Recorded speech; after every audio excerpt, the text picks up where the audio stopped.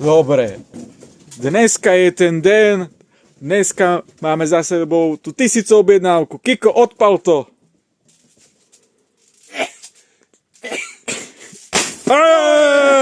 Kolečné.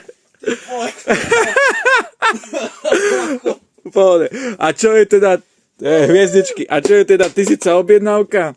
1000 objednávku si týpek objednal tento HGčko Wingundam.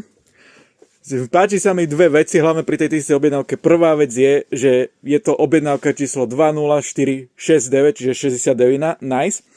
A druhá vec je, že typek do popisku napísal, že je to jeho prvá objednávka, my veríme, že neposledná, a že dúfa, že bude ten 1000 človek. A musím povedať, že typek to dosť trafil, a je teda 1000, ale my sme trošku sklamaní, že 1000 objednávka je len jeden HGčko. Ten ty samozrejme posielame zadarmo, ale k tomu sme sa rozhodli, že keďže 1000 objednávka má byť taká špeciálna, že ty pošleme nejaké veci navyše, hej? Čiže, Kiko, čo mu pošleme? Presne, pošleme ti jedno SDčko k tomu navyše a presne sadu sadu, čo potrebuješ na také pekné stavanie. Ďalej entry grade, hej, aby si to vedel porovnať s HGčkom. Následovné RGčko, keďže už máš HGčko, tak sme sa rozhodli, že RGčko by si to vedel porovnať medzi týmto.